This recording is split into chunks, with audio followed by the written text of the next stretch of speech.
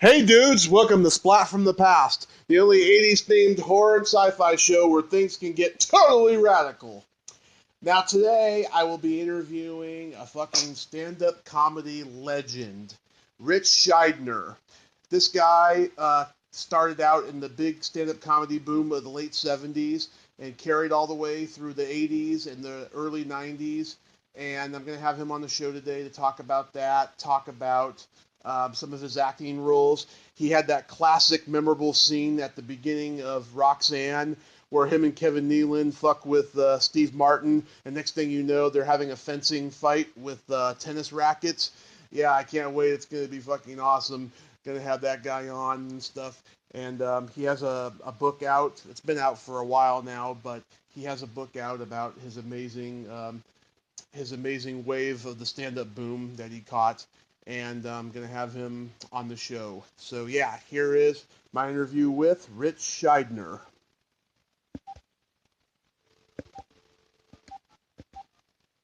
Hey, Rich. Hey, no, I'm sorry. You know what? I didn't pick up. I get a million fucking robocalls from Redding.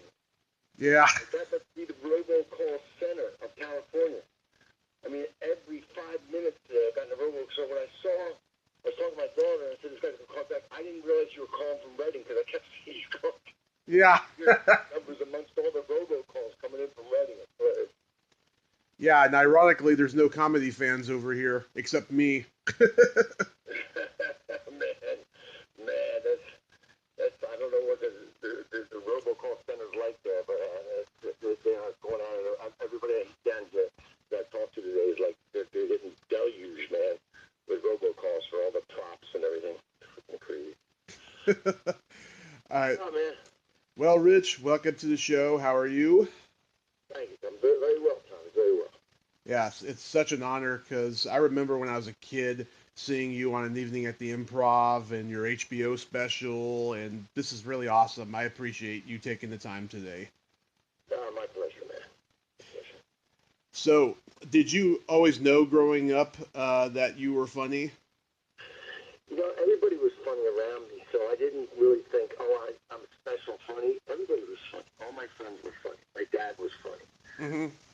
Everybody was funny around me. It was, um, it was something that was in my household that my dad really.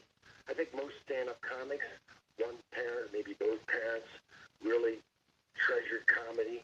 Like, I mean, my dad he would love watching stand-ups when I follow the Jackie Gleason show, and he went and saw comics live. Yeah. He had comedy albums. I mean, it was big in my family. So, but I never thought, I'm a special kind of funny. Never thought that. Were you the class clown? No, I was No. friends with the class clown. I was not the class clown. who were your favorite comedians growing up? Well, watching on television, in terms of when I was really young, there weren't any stamps I could say, oh, this guy or that guy. But comedically, I loved the Red Skelton. I loved the Honeymooners, Art Carney. I liked the funny people on TV. I would watch F Troop and Larry Storch's Sergeant Agarn. The funny people, I was always attracted to them, whatever character or whatever show. Hmm. But in terms of stand-up, when I first became aware of stand-ups, obviously it was like George Carlin and Robert Klein and Richard Pryor. When I first became aware of stand-ups, Martin Mull, I really liked Martin Mull a lot, Hmm. and Steve Martin. And these are the ones when I first really became aware of stand-ups. When I was pretty young, my dad was a big fan of Don Rickles and Alan King.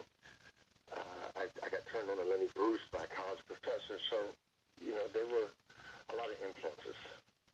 Yeah, Martin Mull, I think he's very underrated. I rarely ever hear anybody bring his name up in comedy, especially as an influence, you know? I saw him, obviously, he's a guy who did comedy differently. He did a lot of funny songs and all, but I saw him, Hmm. I think around 75, somewhere around there.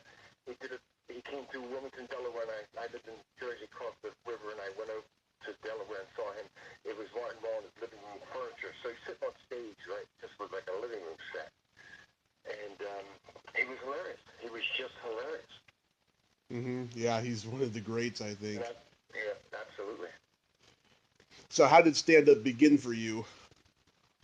I was in law school, 1977, Mm-hmm. and I thought it was funny. My friend thought it was funny. We needed another opinion. So he found me a place to do this coffee house. It was in Washington, D.C., and it was in the basement of a church. It was called the Iguana Coffee House. It's kind of a big coffee house in that area. And Saturday night we walk over there. I remember walking over in the snow. It was January '77, and I prepared. I prepared. I don't know if it was actually 5 minutes or whatever. I prepared this material to do, and and it was just like with poets, singers, and dancers. I followed a poem. A guy. This poem. He was. I just remember the last line because it's on the tape of the performance. I taped it. My friend taped it, and he says, "Like the mango, we were ripe for the revolution." It was 1977. There was no revolution. It was disco, and he was way behind on the revolution, but he was way ahead on mango. Nobody was talking mango and stuff. That was really a revelation, and talking mango. But Yeah. I got up on stage and I did my time, whatever it was. I got heckled by two guys playing chess, sitting down front. They were playing chess. And one guy just turns and shushes me. And I got one reaction. At one point, one guy went, "That's it." Like, that was it. That's all I got. One guy goes, "That was it."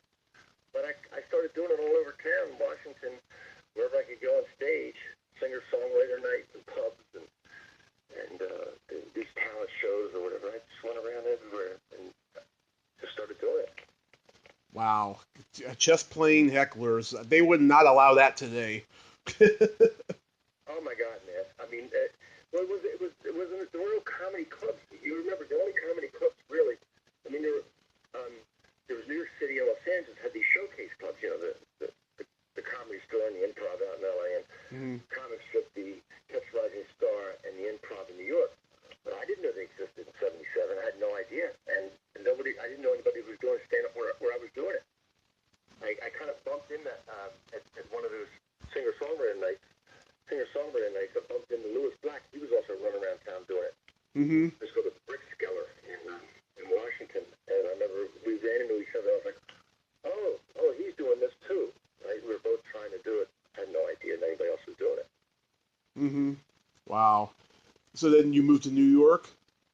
Yeah, I moved to New York, but a bar started doing stand-up comedy called El Brooklyn's down in D.C., and then the first paying comedy club on the East Coast called Garvin's. Garvin's opened up this restaurant. They started doing a nightclub, a comedy club, what we know now as a comedy club. Right. And they started bringing in paying acts from New York City and Los Angeles to come in there. And that was January '79, and I met all these comics. I met Seinfeld and Overton and Harry Miller and Glenn Hirsch, and all these comics were coming through, and they were living in New York City, and they go, "You got to move to New York, man. You got to come up to New York." And so the spring, I was there for a few months, and in the spring of '79, I moved to New York. Wow. And there was Robert Wall there still? Robert Wall came through. Garvin's. Sure. Yeah, Louis Bromfield. I don't remember Lois coming through at that time. They didn't have a lot of LA acts come through early. Just ones who happened to be in New York. They weren't paying airfare or anything. It was just acts that came. Like I think Charlie Fleischer had to be in New York, and he came down and did a weekend. But it was mostly New York acts. Mostly New York Chip acts. Belzer and David Say were the first two acts in the room. And then all these, Gilbert Gottfried coming in. There was just a lot. Mark Schiff, a lot of New York comics. Dr. Katz. Bill Maher. Dr. Katz, he didn't come into. I think he started after I went to New York. He came into the Improv. So Jonathan Katz came in later. You play at Dangerfield? I did. When I went to New York, I played at Dangerfield. They weren't doing young comics when I first moved here, but Rodney would hire young comics for prom nights. And so after his shows would finish at midnight or whatever, after like David Fry or whatever comics from his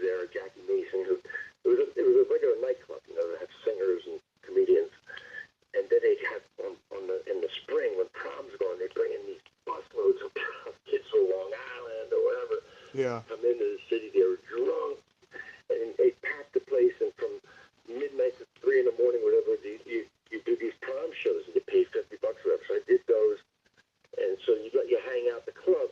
So I get to hang out and watch these other comics perform of a different generation. Jackie Vernon or Jackie Gale, a lot of Jackies back then. And so you get to hang out with Rodney something. And this was before they started doing like a young comics work in their club. He didn't have that in '79. Nice. And when did you move to LA? 82. 82. Yeah, my first wife got a pilot, and that was sort of back then. This is before New York had anything going on. There's nothing going on in New York. I think Letterman started later in '82. Mm-hmm. So there's really nothing going on in New York other than Saturday Night Live. Obviously, I wasn't doing that. But Yeah. the comics at that time, graduation was you moved from New York to LA because the Johnny Carson show was out in LA. Merv Griffin show and these other shows that you could, do television as a stand-up and get cast on a sitcom. That was the big goal. Mm-hmm. Yeah. The development deals. Yeah, they came later. I mean, obviously, when Cosby Show brought back the sitcoms, and then Roseanne hits, and Tim Allen and Seinfeld, they started throwing out development deals to stand-ups like they were nothing. Like here, have a chiclet, here you go. Yeah. You want have a development deal. Yeah. So did you showcase for Mitzi at the Comedy Store? I did. Sam Kennison was a friend of mine, and he said you got to work out here, and he told Mitzi she should see me, and so I went on there and did it. I first moved out to LA in '79. I mean '82. And so when I first moved out there, and I went on an audition, and she passed me, I sat down with her, and she put crystals and things in front of me, and then sort of read my aura through the crystals. Said, "Yes, you'll fit in here." Well, of course I fit in. I was an alcoholic drug addict in the Comedy Store in 1982. Of course I'd fit in. Yeah. A friend of mine who I've had on the show a couple of times, Lori Jacobson, was a waitress during that time, and she told me just how crazy that place was at that time. It was like the Studio 54 of Hollywood. It was crazy. It was always dark in there. It always had a dark vibe, and comics would pop out of dark corners and scare each other.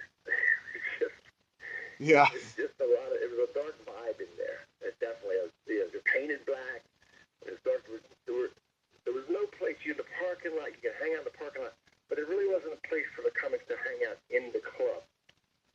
There wasn't a bar. Like the Improv had a bar. So you could hang out in the bar and wait there as sort of a bullpen before you went on stage. Or they had like a restaurant seating area. You can get a table, get something to eat, or hang out with your friends and drink there. But there was no place like that at the store. So comics just kind of milled about and in and out of their bathroom doing drugs and out in the parking lot. And it had a different vibe to it, definitely. Yeah, the first time I went there, oh my God, I'm walking up that parking lot ramp. I get a shudder down my back because that's where Steve Lubekin landed. Yeah, that happened obviously before I got there, and the vibe was still between the Improv and the Comedy Store. There was still a sort of a tension. Yeah. The strikers and the strike breakers. There was still some bad vibes going on. Yeah, Mitzi and Bud, like they hated each other, and you couldn't work at each other's clubs. Well, you kept them down low. I worked.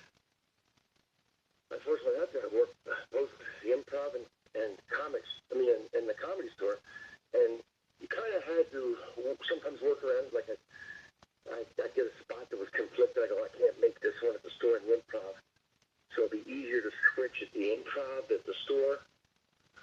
So I'd switch with somebody, switch a spot. But you kept them down low, you're okay. It was the comics, too. I remember I was running in a hurry to get into the Comedy Store. So I'm coming through the back door. A couple of Comedy Store comics that they're talking, and one of them just kind of moved in front of me. So what are you doing here? You're an Improv cop. Mm-hmm. I was kind of in a hurry, kind of angry. I was like, you better move out of my way. You're going to be on your ass, comic. Wow.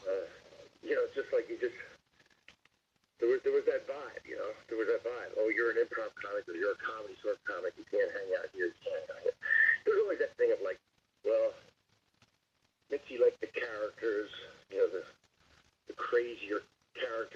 comics, and Bud liked the more monologist types. But, you know, there were plenty of monologists, classic monologists like Argus Hamilton at the Comedy Store. Mm-hmm. There were plenty of crazy character types like Charles Fleischer at the Improv. I didn't find that to be really that true.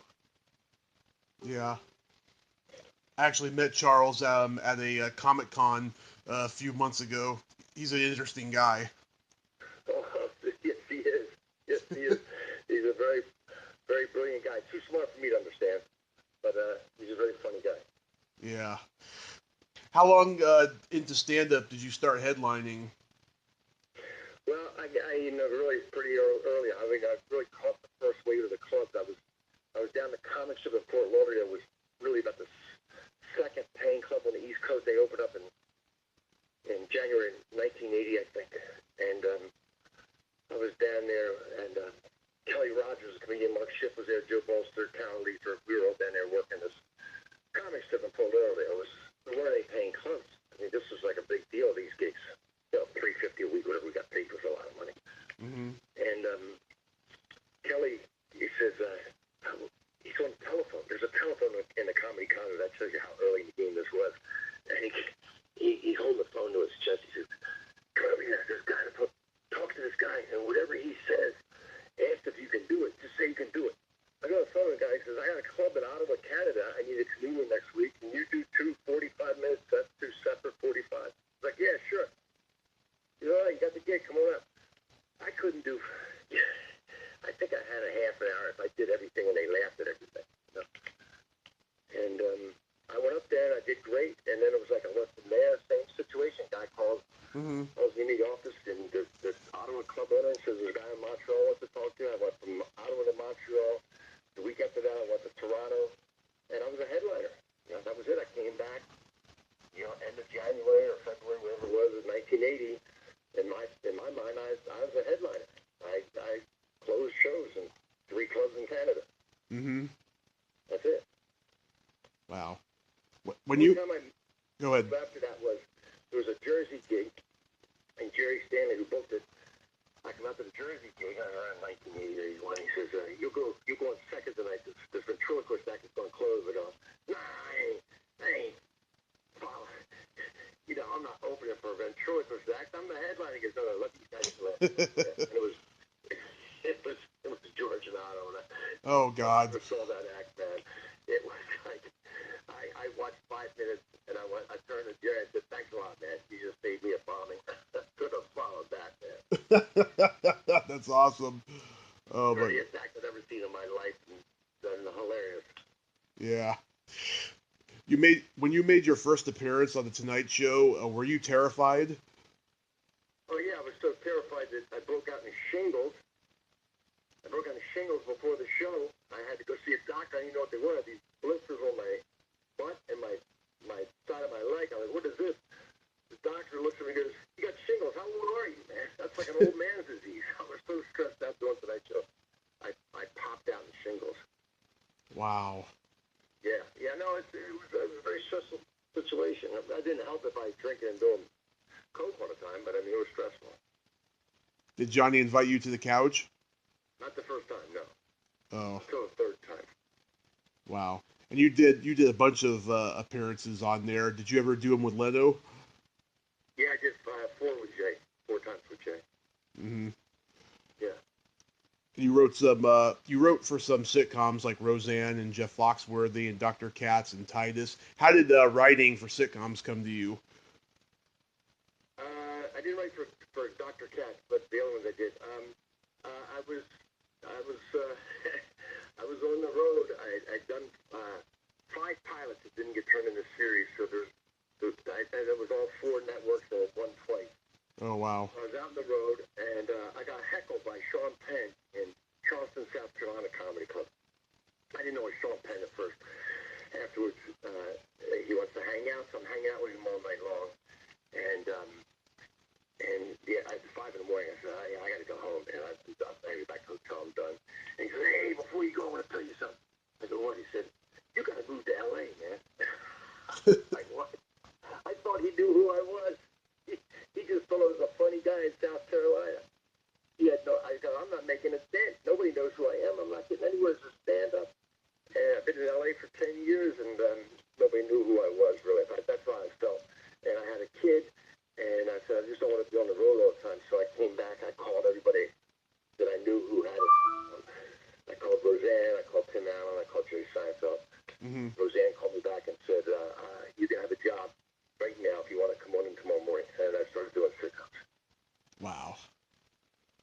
And you did how many pilots? You said 5. 5. Where you were the star? The 4 networks were NBC, CBS, ABC, and Fox. I did them all, and ABC twice. Wow. And they just none of them said, nah, it's not gonna do. None of them were, and you do, you think it's going to be the greatest thing, and everybody says, this is great. In fact, the last one we did, Rick Dukeman and I did a pilot together. Mm-hmm. And so when we finished it, the producers, they go, oh, listen, man, this is a slam. If ABC doesn't want it, CBS and NBC's already said they'll take it. They'll take it. So we're going to be on. Don't even think about that. Don't even worry about that. Well, of course, ABC didn't take it, neither did NBC or CBS. So that's what happened. Oh, it's man. a crazy little bubble you put yourself into to when you do it. And then, it didn't work for me 5 times. Wow, that's incredible. Well, But listen, I've heard people have done many more than that. But I had 5 shots and it didn't work. And so I didn't want to be on the road all the time with a kid at home, missing everything that my daughter was going through. So I wanted to get off the road. shit, that one with Rick Dukeman must have been funny though. Dugan, God rest his soul, he was a funny, funny guy. Yes, he was. And he was a businessman, too. I remember one time we're doing a pilot, and he found like 50 gumball machines in a warehouse in the valley. Uh-huh.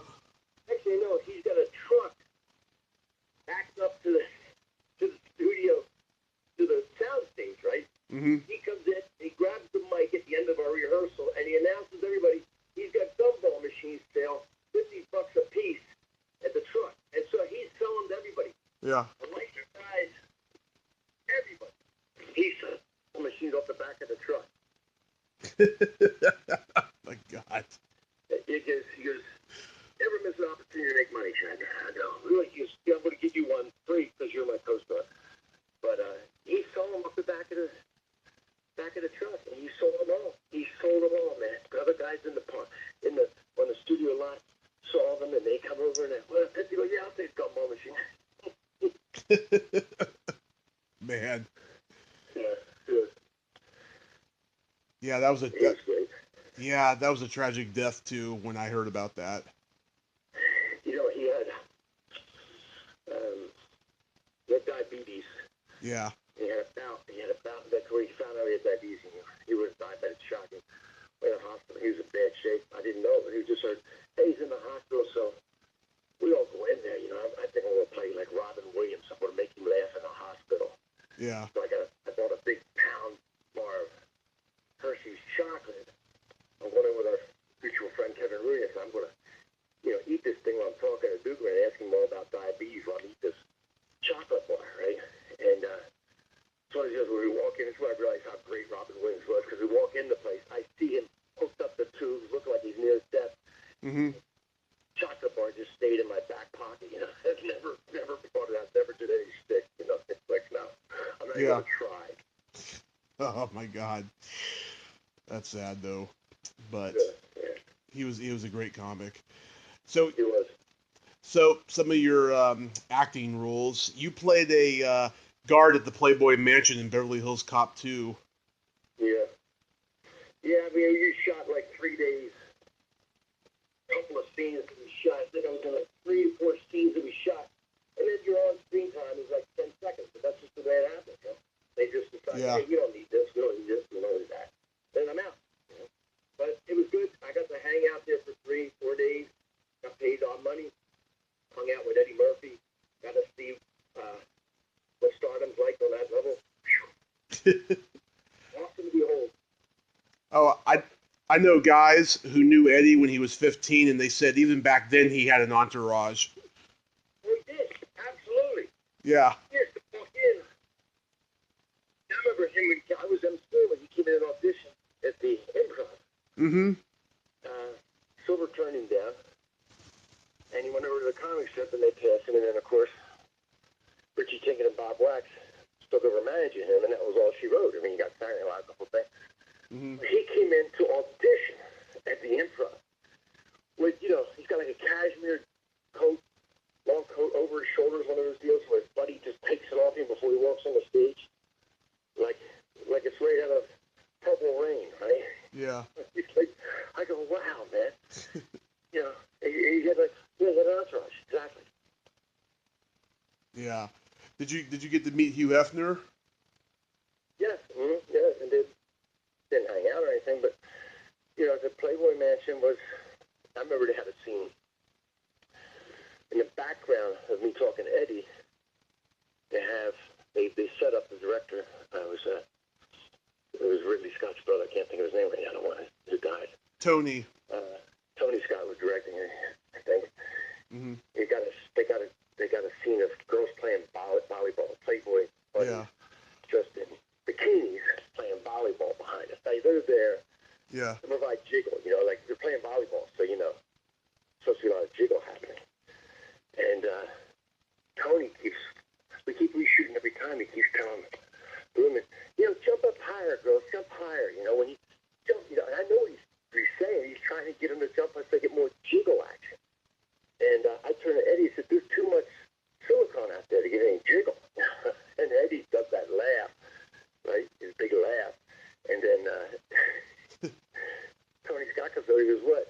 And Eddie repeats the joke, and Tony looks and goes, oh, yeah, you're right. All right, that's good. Let's move on. Oh, yeah.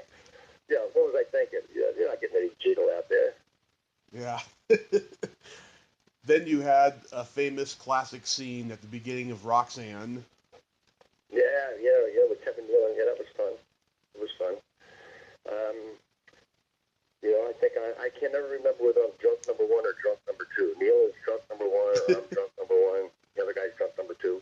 It was a lot of fun. It was, again, watching Steve Martin, who, you know, I get a chance to work with him. It was the first rock star comedian.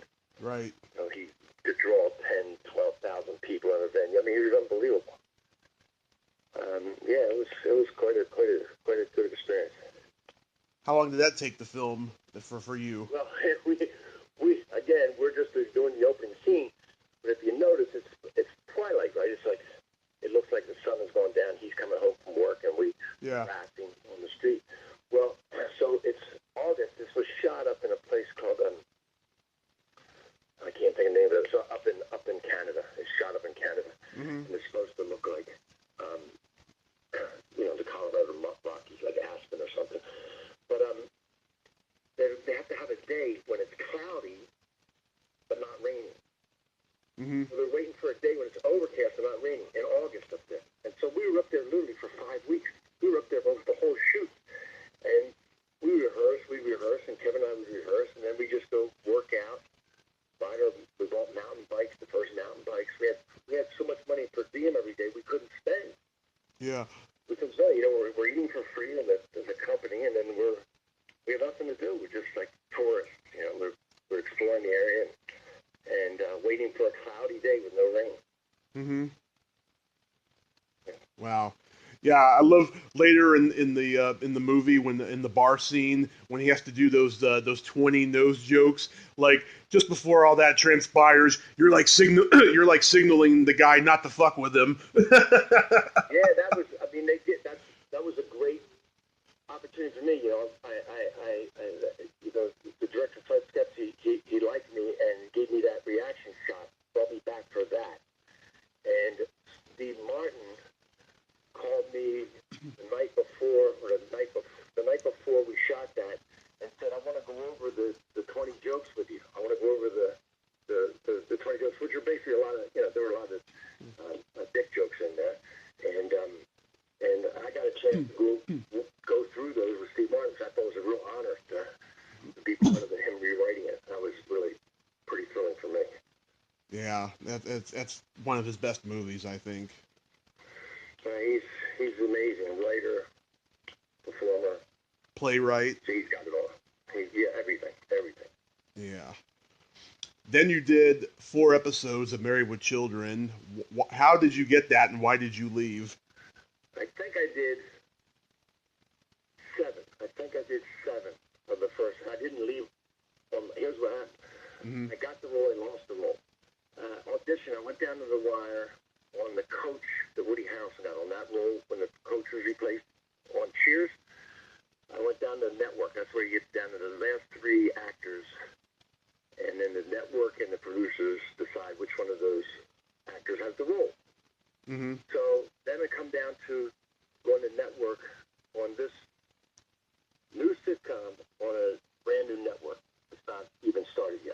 Mm-hmm. So we're sitting in the hallway, 3 actors, we're sitting in the hallway waiting. And then the 2 producers come into the building, and so above that hallway, the actor across me jumps up and runs and bear hugs one of the producers. Like best friends. Yeah. The producer's like, you're going to love LA, you know, my wife's like, you stay in our house, don't worry until you get set up. So I'm like, this is a done deal. He's got it. What are we even doing here? I was like standing up the lead, and the assistant comes out and says, Ritch, you're in first. Let's go. So I just went in. I didn't care. I made fun of everything. I made fun of the fact there was no network. I made fun of the sitcom. I made fun of everything, and they loved me. The network loved me. So they forced the producers, Mm-hmm. Ron Levitt and Michael Moy, to take me in that role. And so the producer, Michael Moy, I beat out his friend for role. He hated me. He didn't like that role anymore. You know, he just wanted to get rid of me. Mm-hmm. So my deal was for like 7 of the first 13 episodes. As soon as I finished my 7, they just dropped my character. I mean, one Friday, every Friday I'd get a script to prepare the weekend for the Monday table read. And one Friday I don't get a script. I call my agent and say, I didn't get my script. He said, it's probably some sort of delivery problem. I'll call you back. He calls me back. Bad news. You're dropped. Your character's dropped. That was it. That's how you find out. Wow. Well, at least you acted in one series that lasted. Yeah. I used to get, I don't get them anymore. I used to get like, $7 checks for that. Mm-hmm. I don't get those anymore. Yeah, I don't even think they air those really early ones anymore, too. Yeah. And then you played a mailman in Chud 2.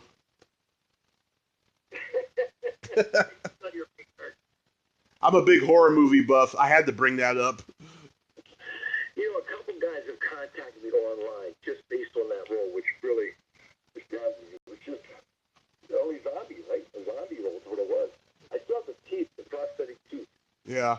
I have the prosthetic teeth from that, and I have a couple of the noses from Roxanne from Steve Martin. Mm-hmm. He gave me a couple of those noses they used, and I have some of the teeth from Chud. Mm-hmm. What I loved about Chud was when you see the dog drag me away. Yeah. You see how that works? Yeah. Like this little poodle drags me away, right? Mm-hmm. Well, what they do is they put a harness on you, then they run a wire up through your sleeve out to your arm, right? Mm-hmm. And then so I'm holding the dog. Really, I'm just holding the dog, and like 3 guys are dragging me across the lawn. It was fun. That was fun. Oh my God. Yeah. Yeah, there's a lot. I'm scared to death, and we're going across the lawn. Wow. Yeah, there's a lot of legends in that movie. Robert Vaughn, Norman Fell, June Lockhart, Yeah. Brian Robbins. I mean, there's a lot of great people in that movie. That's crazy though. Yep. So, why did you get out of stand-up, and when did you decide you were going to write your book? I got out of stand-up, basically by 1997, I've been writing on television for like 4 or 5 years, and I just found myself not doing stand-up so much anymore. I had a family, I had a couple kids. Mm-hmm. I spent all my time writing for television, trying to write other things, and I just didn't find myself going out and doing stand-up much, and all of a sudden I wasn't doing it. And I'm doing it for a while, and I came back to doing stand-up after the Jordan Brady's documentary on comic, and like 2011, 2012, I was really back into doing stand-up, Mm-hmm. and started putting these stories on Facebook, and people were liking the stories and said, you got a book, you should write a book. And I said, you know what, I really want to write a book, not just about my experiences, my stories, but as they relate to the art form of stand-up, and especially during the 80s, where that was really my heavy time in stand-up. Yeah, so I tried to cover everything. I tried to cover heckling and joke writing, joke thievery, everything I could think of in the stand-up experience. Mm-hmm. I haven't read the book yet, but I will get a copy of it because I've heard you do press about it over the last 2 years or so. It's been out or whenever, and it does sound really interesting. What do you think the current state of stand-up is? Wow. bigger and better than ever. I don't think it's ever been this. There are more people doing theaters. Mm-hmm. There were people doing theaters. I mean, even if you look back to the big stars of the 70s, they were mostly doing colleges. I mean, really, theaters. There weren't many people who could do theaters then. So many, and the comedy clubs are big now. I mean, the comedy clubs, 500, 600, 700 seats. Most of the comedy clubs back then were under 200. It's bigger than ever. There's no middle class in comedy right now. Yeah. This is what we had. We had guys you never heard of. Don Fox, Ollie Joe Prater. Virtually no television. Vic Dunlop. The road. Dick Dunlap. Running around the road, getting six-figure incomes. Mm-hmm. Headlining clubs. You don't have that today. You either have guys who can build the comedy clubs and put butts in the seats. They're making 25, 30 grand a weekend in a comedy club. Then you have guys, everybody else is making $12.50 a week. Yeah. Well, $12.50 a week, when I first started and the clubs were exploding, the openers, the MCs were making that much a week. Man. Yeah. The clubs were packed, and they needed acts who could do well on stage. They weren't worried about putting butts in the seats. The clubs were just packed then. So there's who can hold the crowd, who can entertain the crowd. That's all that matters. Yeah. I mean, when I started in 2006, comedy was kind of in trouble because nobody knew how to market it, and social media hadn't hit its stride like it has now. But Yeah. you know, but then by 2011, 12, once they figured it out by social media, pretty soon everybody wants to do comedy and everybody claims to be a comedian, and it's just really tough now, you know? I mean, every generation has a struggle to get the mic in their hand. Yeah. For my generation, it was like finding a place you can do it until the comedy clubs open. Today, it's like you have to, like a jungle of amateur comedians, you have to hack your way through to get to the stage. Yeah. You have to push through. I mean, I go watch some of these open mics, and it's just comics performing for comics. It's a very difficult way to go to learn how to do the art form. Mm-hmm. It's hard. There are more comics in Los Angeles than available audience members. Yeah. So that's a challenge for the comics today. But for the ones who hit it, there's so much money to be made with these comics on the road. It's really amazing. Yeah. I mean, your generation, you had a lot of guys who were actors and they were using the stand-up stage as a back door into acting. That happened when the sitcoms started happening in the mid '80s. Mm-hmm. We came on in '84, and the sitcoms started happening. Then you saw that. And you saw it from the beginning. There was some of that, but not a lot. Amateurs weren't tolerated in my time because you had to make such a commitment to get on stage. They just wouldn't let you go on stage. It was too precious. You had to hang out, and really prove yourself. So you didn't have people on Facebook, on comedian Ritch Shydner. I don't know what people put that in their name because there's no other way to show they're a comedian because they don't perform anywhere, really. It's just a different experience now. The people who sort of review their own show. I killed last night. I always find that to be the most amateur thing in the world. Mm-hmm. Anybody, how do you review your own show? Yeah. First of all, you're supposed to kill, so that's nothing to even talk about. Yeah. If you're not killing, I don't know what you're doing up there anyway. Yeah. In comics, and when they say it was a great crowd, that's all. Every comic views the audience through their own lens. If they did great, the crowd was hip. They called the crowd hip. If the comic bombed, they were idiots. They were stiffs. They were inbred, stupid idiots. Because they didn't laugh at you. Yeah, I think a lot of guys in my generation are looking for way too much validation, you know? Well, that happened. I mean, I got into it just for the laughter. I mean, I didn't get into show business for the fame and fortune, and that's worked out real well. But I got into it just for the laughter. And some people, I see a lot more people coming in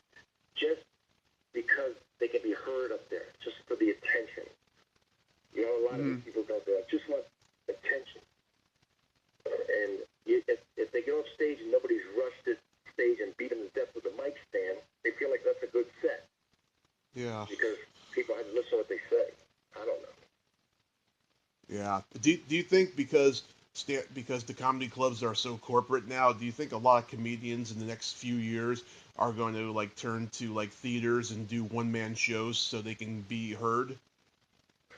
Well, the one-man show is kind of funny because stand-up comedy is a one-man show. So to call it a one-man show, Yeah. you have to make it some sort of theatrical presentation beyond a comedy. But there are a lot of comics who find an alternative route to their fans. Anyways, the question for a real stand-up comic is how do you find the fans, or how do the fans find you? How do you present yourself so the people who like you find you?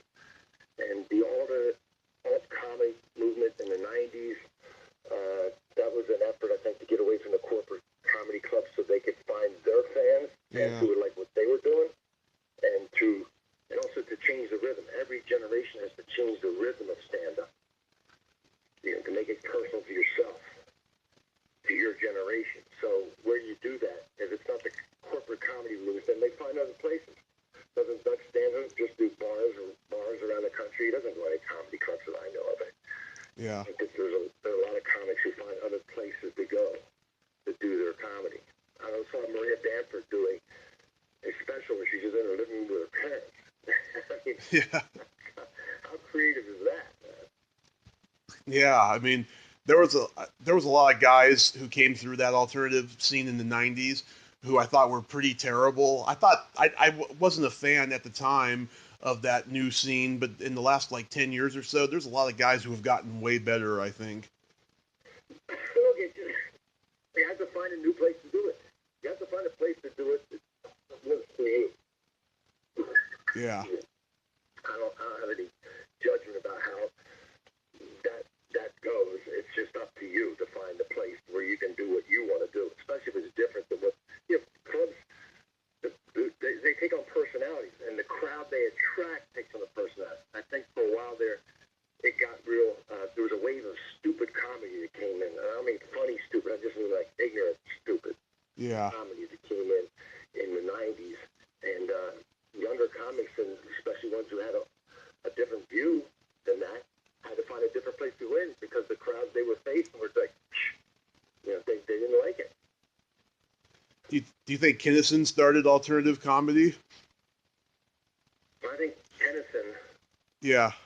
Do you think he started alternative? No, I don't think so. I think Tennyson, he showed that anger could be a commodity in comedy. I think that he showed Yeah. anger. George Carlin even admitted in his book, Last Words, that Tennyson changed the way he did stand-up. Mm-hmm. And I think it fit George's attitude at the time. He just became angrier on stage. And a lot of comics became angrier on stage after Sand came through. A lot of comics.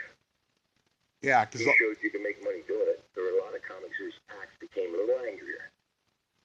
Yeah, I mean, I don't even think Lenny Bruce was that angry in his act before that. Not at all. I don't think he was at all. If you listen to his daughter Kitty put out a box set called "Let the Buyer Beware," Mm-hmm. and there's a lot of just unedited tapes of him doing sets in clubs. Like he just taped a lot of this stuff, real tapes. If you listen to him, he didn't curse that much. He really cursed for effect. It wasn't like he was dropping the F-bomb every 3 seconds. There were guys in the clubs back then, B.S. Pulley, who was much bluer than Lenny. But Lenny's real problem with the authorities was he was talking about religion. Mm-hmm. Specifically, he was a Jewish guy talking about the Catholic religion a lot, or any other religion. And that's why I think one of the reasons why they really went after him. Yeah, that's what I think too. And I think the way he was arrested back then, I think a lot of people are trying to bring that back today with the political correctness thing. Do you think so? Yeah, it's a political correctness thing. I get it. I think every group there's a standard within every group. There are mores within every group, and every group has a level of political correctness. Now, I would venture to say a lot of people who complain about political correctness, I've seen a lot of people complain about it who are, maybe for a better word, right wing, complain about the political correctness of the left wing. But if you go to an NRA convention and start mocking gun owners, Yeah. see how politically correct they get on you. They'll Yeah. get real politically correct. Yeah. It's just gotten to be really nuts now. But No, it is nuts. There's a sensitivity to different people. Look, back in the day, the other side of this, one of the old comedy rules was make fun of anybody who's not in the room. So Yeah. any minority who was not represented in the room got mocked. The Chinese, there were a lot of Chinese Americans in the comedy club. Their driving habits got mocked mercilessly. I mean, you go to San Francisco clubs back in the 80s, every one of those comics had a bit about Chinese drivers. yeah. Okay? And the same thing with Mexican Americans. Before Mexican Americans were in the comedy clubs, there was a lot of mocking of Mexican Americans, how many they'd have in a car going down the highway, blah, blah, blah. So on the other side of that, there was a lot of bashing. There was a lot of gay bashing back then, and especially back in the day, Mm-hmm. and there wasn't anybody going to go, hey, I'm gay, cut it out. Guys were afraid to stand up and acknowledge that they were gay. Yeah. So there was a lot of, even when I first started comedy, there was a lot of homophobic material. Oh yeah. Sam did that too, and Andrew Dice Clay did that. Oh my God, extremely, yeah, sure. Yeah. God, I don't know how they got away with it. It's so. I mean, what is that? Is that politically correct because you have sensitivity to people that don't want to have bigoted material? I mean, I don't think that's a political correctness in terms of your political correctness came from, the communist cultures that you would have to be, re-educated if you weren't politically correct with the culture. And I think it just got stuck as a label, and I'm not even sure what it means right now. Yeah, me neither. Me neither. Well, Rich, this has been a great honor, and I thank you so much for your time again. And I wish you happy holidays, and You too. You too. have a great night. Thanks a lot. Thank you. Okay, bye-bye. Well, there you have it. Ritch Shydner. Ain't he a cool dude? Thank you so much, Rich. You have so much wisdom and just, oh my God, intelligence when it comes to comedy about, what it's all about and everything. And I just feel like I reached a quantum leap today. I wish I could say that to your face, but at least I'm saying it right now after you hung up. Thank you so much, Rich. I appreciate it. If you like this video, everyone, please subscribe to my YouTube channel, add me as a friend on Facebook, join my Tommy Kovac comedian page on Facebook, follow me on Twitter and Instagram, and all that fun stuff. Well, that's all the time we have this week on Splat from the Past. Until next time, this is Tommy Throwback Kovac saying, there's no shame in living in the past, because the present sucks. Later, dudes!